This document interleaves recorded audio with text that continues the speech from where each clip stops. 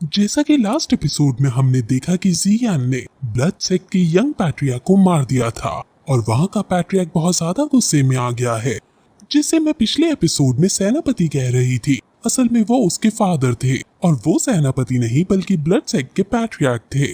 जियान को अब ट्रेजर मिल गया है, लेकिन उसको साथ ही साथ एक दुश्मन भी मिल गया है। वहीं दूसरी तरफ कैनन कॉलेज, जिसके अंदर एनुअल टूर्नामेंट हो रहा था, जो भी इस टूर्नामेंट में टॉप 20 पर होगा वो कॉलेज के ट्रू हार्ट में जाने के लिए क्वालिफाई हो जाएगा। जियान जो कि 2 साल से एब्सेंट था, वो अब आ चुका है। जी जूनियर उसको देखकर काफी खुश होती है, लेकिन उसके सेकंड कजन जिसका नाम जियाओ यू है वो चिढ़ जाती है, क्योंकि पहले ये और उसका भाई जियान से काफी नफरत करते थे। सभी सहेलियां जियान को देखकर काफी खुश होती हैं, क्योंकि उन्होंने जी जूनियर के मुंह से जियान के बारे में बहुत कुछ सुना था। लेकिन जियान की फिजिक को देखकर लगता नहीं था कि वो कोई वॉरियर है, इसलिए सबको लगने लगता है कि ये यहाँ 1 मिनट भी नहीं टिक पाएगा। जियान की फाइट अब जिससे होने वाली है उसका नाम जू बेंग है और ये 9 स्टार दो मास्टर है और इसकी दो स्किल मिड जुआन लेवल की है। इसने काफी सारी ओपोनेंट को यूं ही हरा दिया है। सभी सहेलियां सोचने लगती हैं कि क्या जियान इसको सहन कर भी पाएगा या नहीं। जियाओ यू कहती है कि ये कुछ भी नहीं कर पाएगा, क्योंकि इन 2 सालों में इसने एक भी क्लास नहीं लगाई है। टीचर रोलिन उन्हें शांत करती है और कहती है कि ये येलो लेवल 2 क्लास का मेंबर है, जरूर ये कुछ तो कर ही लेगा। किसी को भी जियान के जीतने की आशा नहीं है और सभी को जियान पर तरस आने लगता है। बाइशन भी जियान को देखना चाहता था, क्योंकि वो जी जूनियर को पसंद करता है, लेकिन जी जूनियर की पसंद जियान है। जू बेंग उससे पूछता है कि क्या तुम ही जियान हो, जिस पर जब जियान हाँ करता है तो वो उसको चिढ़ाते हुए कहता है कि तुम उसे बिल्कुल भी डिजर्व नहीं करते हो। जियान कहता है कि अगर ऐसा है तो साबित करके दिखाओ। वहीं एल्डर के बगल में एक लड़की खड़ी थी और वो जियान को देखकर कहती है कि पता नहीं जी जूनियर को जियान में क्या ऐसा दिखा जो जियान को इतना मिस करती है। तभी एल्डर को जियान के अंदर फ्लेम्स नजर आती हैं और वो समझ जाती हैं कि जियान बहुत शक्तिशाली है। ज़्यूबेंग कहता है कि इस कॉलेज में काफी लोग तुम्हारा पराक्रम देखना चाहते हैं, अब दिखाओ कि आखिर तुम क्या चीज हो। अगर तुम आज हार गए तो आने वाले कई साल तुम्हारे लिए बदनामी से भरे होंगे। मैं आज तुम्हें जी जूनियर के सामने ही पीटूंगा। ये कहकर वो अपने भाले को जियान की तरफ कर देता है। जियान कहता है कि फिर तो मुझे इस सब दिक्कत से डरना चाहिए, तो चलो मैं ये दिक्कत तुम्हें हराकर खत्म ही कर देता हूँ। जियान बहुत स्टाइल में अपनी तलवार को वहीं रख देता है और कहता है कि मैं बिना तलवार से तुमसे लड़ूंगा।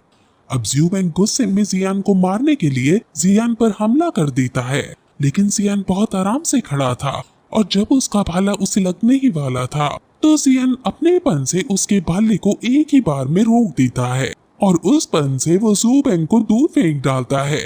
ज़्यूबेंग नीचे जाकर गिरता है और वो इतना घायल हो जाता है कि अब वो उठ भी नहीं पाता। ये देखकर सभी हैरान हो जाते हैं और ज़ूयू कहती है कि इस शैतान ने काफी प्रोग्रेस कर ली है। अब समझ आया कि क्यों जी जूनियर जैसी लड़की जियान के पीछे पड़ी है। बाइशन कहता है कि इस लड़के में कुछ तो बात है, लेकिन जी जूनियर सिर्फ मेरी है। एल्डर्स भी ये देखकर हैरान है, क्योंकि जियान ने उसे एक पंच में हरा दिया है। ये लड़का कोई ऑर्डिनरी पर्सन नहीं है। एल्डर अपने पास खड़ी उस लड़की से कहता है कि जरूर तुम या फिर बाइशन इस लड़के को टक्कर दे पाओगे, वरना बाकी सब तो इससे हार ही जाएंगे। लड़की कहती है कि मैं इसे कम्पीट करना चाहूंगी और अगर मैं जीत गई तो इस लड़के को धक्के मारकर इस कॉलेज से निकाल दूंगी। ये लड़की बहुत एरोगेंस में रहती है। अब सभी को पता चल जाता है कि जियान ग्रेट डॉ मास्टर है। इतनी सी उम्र में इतनी बड़ी रैंक हासिल करना छोटी बात नहीं है। जियान अब एल्डर्स को ग्रीट करके जी जूनियर को देखता है और उसके पास चला जाता है। वहाँ वो एक दूसरे को देखकर इमोशनल हो जाते हैं और एक दूसरे के गले लग जाते हैं।